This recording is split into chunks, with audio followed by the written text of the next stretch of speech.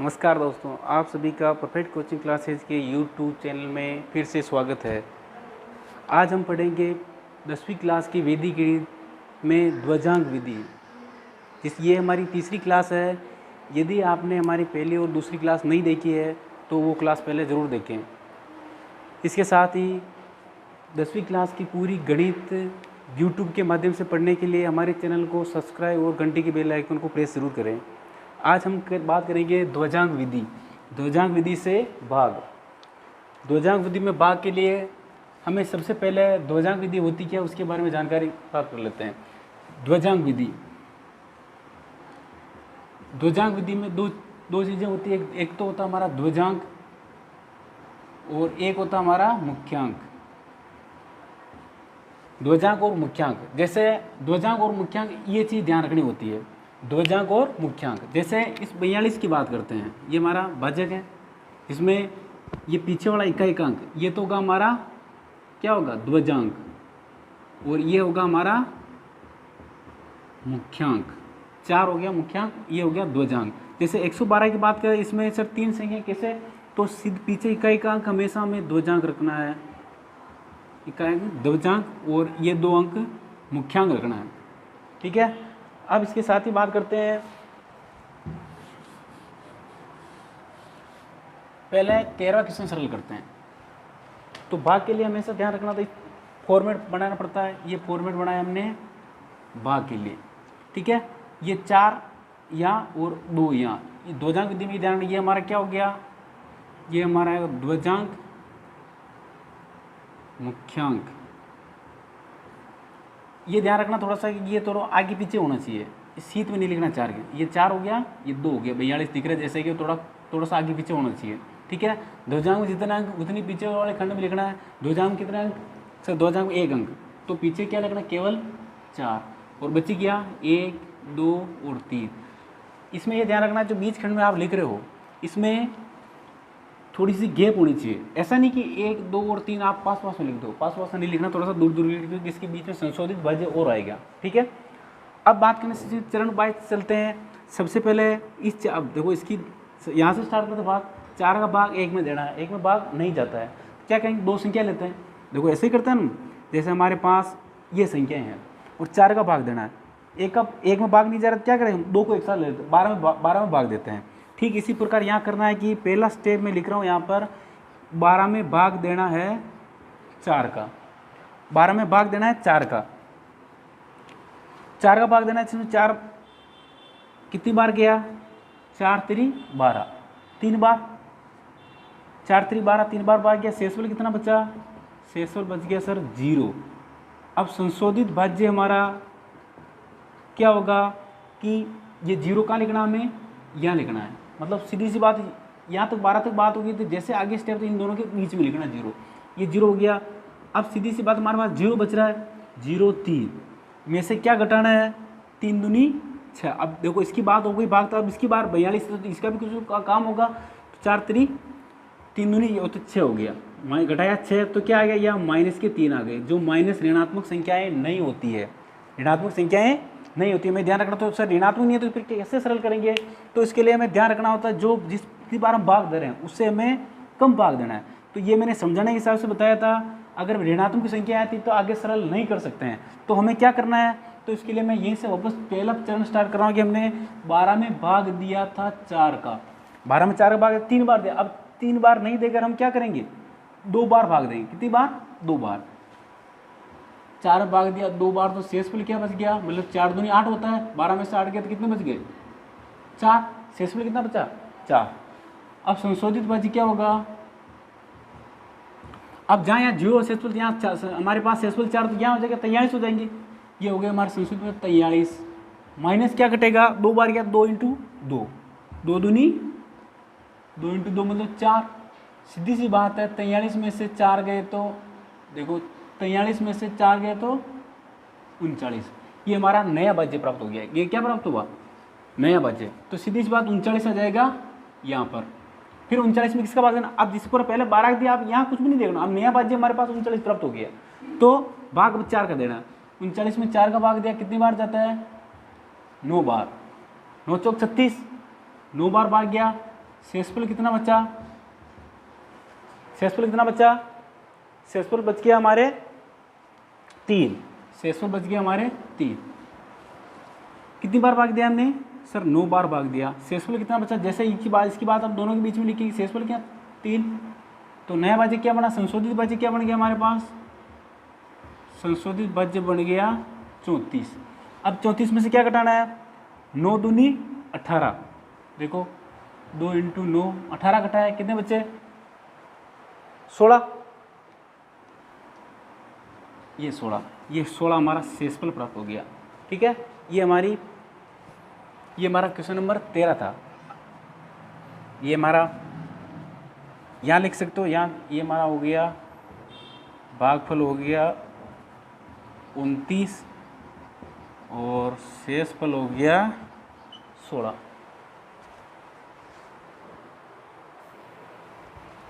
हाँ, अब हम बात करें क्वेश्चन नंबर 12, ध्वजांक विधि से भाग।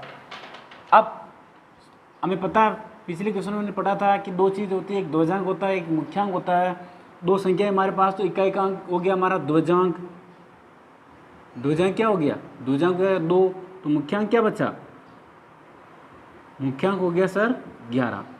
ध्वजांक में जितने अंक होते हैं पीछे वाली संख्या, ये ध्वजांक सर 1 अंक की, एक संख्या तो पीछे 2 हो गया, बाकी बची संख्याएं अंदर 4 5 3। ये थोड़ा दूर दूर लिखना है, ये मैंने पहले बताया था।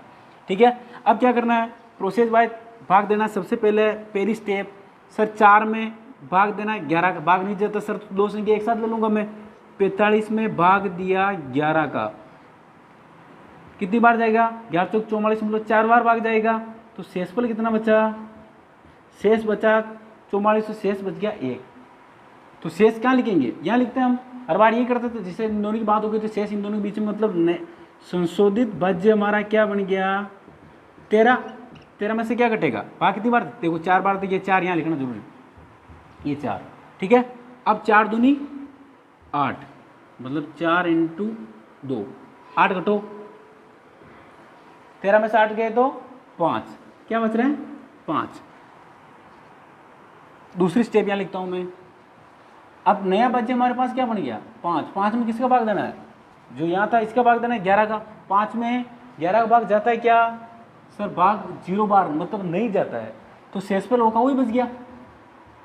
शेष क्या बच गया 5 का 5 ही, देखो ऐसे 5 में 11 का भाग 0 बार दिया, तो यहाँ 0 माइनस 5 की 5 ही, शेषफल क्या 5 का 5 ही बचा। ये थोड़ा सा ध्यान रखना है, यहाँ पर बहुत सारे बच्चे यहाँ कन्फ्यूज होते हैं, भाग जाते नहीं, आगे कैसे हल करेंगे। तो 0 बार भाग दिया, तो सीधी सी बात यहाँ पे क्या लिखना है, 0 बार भाग दिया, शेषफल क्या बचा 5। 5 को हम कहाँ लिखते हैं हमेशा, जो शेषफल, देखो इसमें शेषफल 1 बचा था, यहाँ लिखा था। अब इसके जैसे आगे पहुँचते तो शेषफल 5 बचा, 5 को क्या लिखेंगे 52। तो संशोधित भाज्य क्या बच गया हमारे पास, संशोधित भाज्य बच गया हमारे पास 52। 52 में से क्या घटाएंगे 0 × 2, 0 × 2, सीधी सी बात 52 के 52, ये आ गया हमारे 52 का। जैसे इस लाइन से आगे बढ़ते हैं फिर हमें भाग गुणा नहीं करना है, यहाँ तक खत्म हो गया। ये हमारा भागफल हो जाएगा, भागफल हो गया 40 और शेषफल हो गया हमारे 52। ठीक है,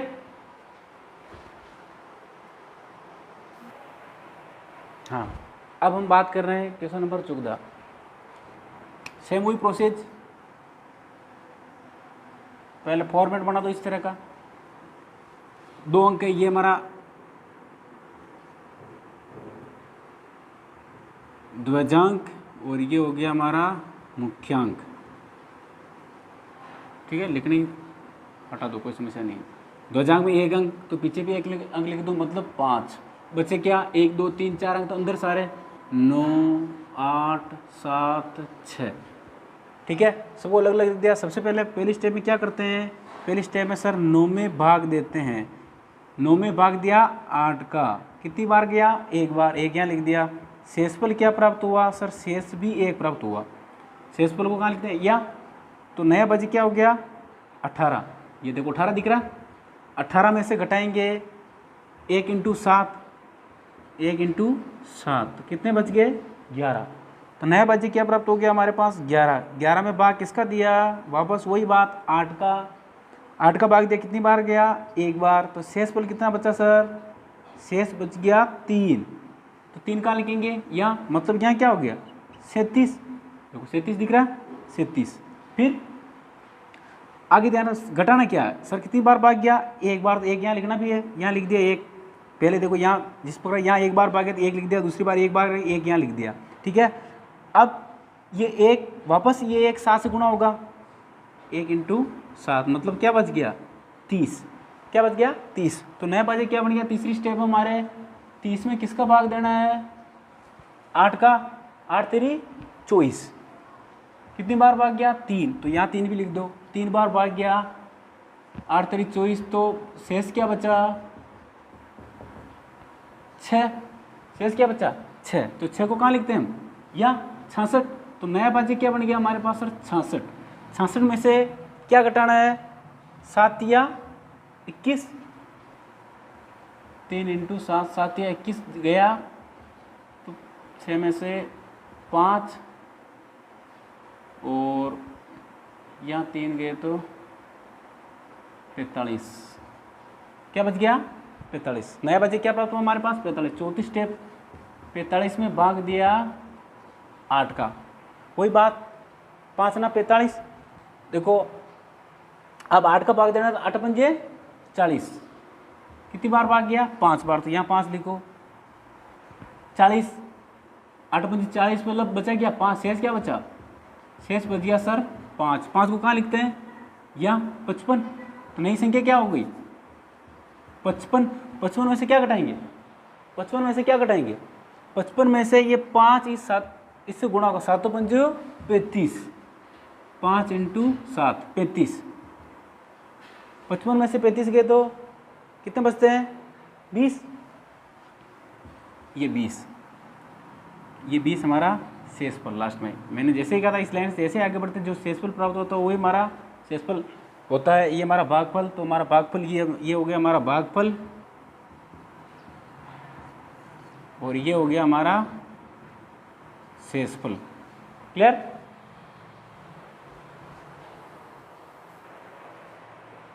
हाँ, अब हम बात कर रहे हैं ध्वजांक विधि के इस लास्ट क्वेश्चन की। हमने क्या सीखा था शुरुआत में,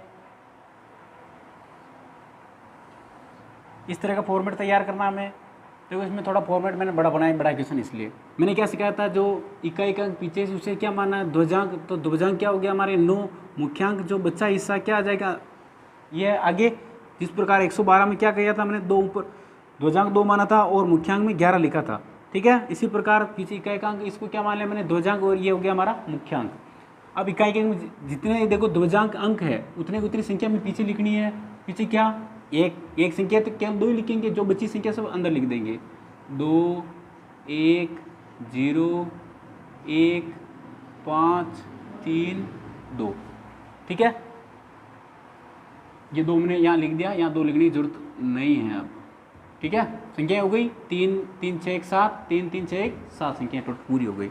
पहली स्टेप क्या है हमारी, पहली स्टेप सर 87 भाग 2 में देना है। सर 2 में नहीं जा रहा है, एक संख्या और लेंगे 87 भाग 21 में देना है, फिर भी नहीं जा रहा है। फिर क्या, तो क्या 3 अंक ले लेंगे। 210 में भाग दिया 87 का, 210 में भाग दिया 87 का कितनी बार, 2 बार। 87 210 घटाया, शेष बचा हमारे यहाँ 36। क्या बचा 36 शेष। 36 शेषफल को हम कहाँ लिखते हैं, यहाँ पर लिखते हैं सर 1 2 3, 210 तीनों में एक पूरी संख्या भाग, तो अब लिखना कहाँ से स्टार्ट करेंगे, यहाँ से। तो ये हो गया हमारे 36। तो यहाँ से 36 पूरा क्या दिख रहा हमें 361।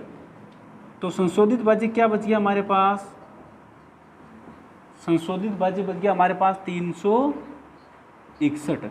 361 में से क्या घटाएंगे सर, ये गुणा होगा 9 दूनी 18, 9 × 2 18 घटाया तो कितना बच रहा है 343। घटा के देख लेना, कैलकुलेशन स्वयं करें। 343 ये हमारा नया भाज्य 343। दूसरी स्टेप में क्या लिखेंगे, दूसरी स्टेप में लिख रहे हैं 343 में भाग दिया 87 का। 343 में भाग दिया 43 सॉरी 343 में भाग दिया 87 का 3 बार गया। कितनी बार? 3 बार। 3 बार भाग गया तो शेष 3 बार 87। शेष क्या बचा? 87। और शेषफल को हमेशा कहाँ लिखते हैं हम? शेषफल को हमेशा यहाँ लिखते हैं। यहाँ तक बात हो गई थी सर शेषफल दो द्वारा कोई समस्या नहीं है। अब ये संशोधित भाज्य क्या बन गया हमारे पास? संशोधित भाज्य बच गया हमारे पास 875। कैसे? 8 7 5 875। 875 में से क्या घटाएंगे? कितनी बार भाग दिया हमने? 3 बार। पहले नहीं लिखा था, 3 बार भाग दिया, 3 ये लिख दिया। अब 27 9 या 27 या 9 × 3 9 × 3 275 सॉरी 875 में से 27 घटो 798 798। अब नया भाज्य हमारे पास क्या प्राप्त हो गया? 798। तीसरी 798 में भाग दिया 87 का। 798 में 87 का भाग दिया, कितनी बार जा रहा है? 9 बार। भाग 9 बार जा रहा है तो यहाँ 9 यहाँ लिखना है। शेषफल क्या बचा?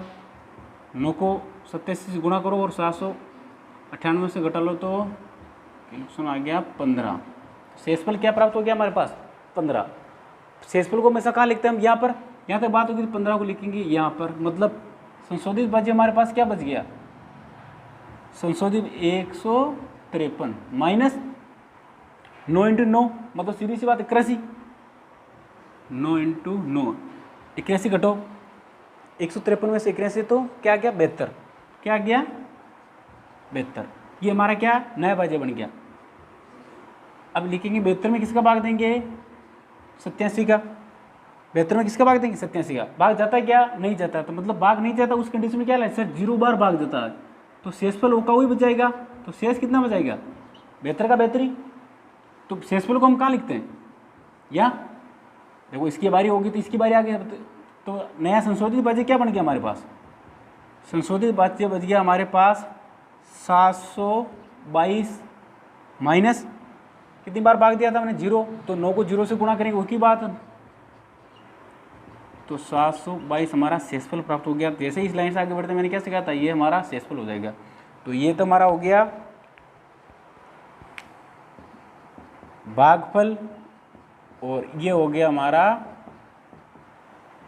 शेषफल। ठीक है, कल हम स्टार्ट करेंगे सूत्र परावर्त्य विधि से भाग।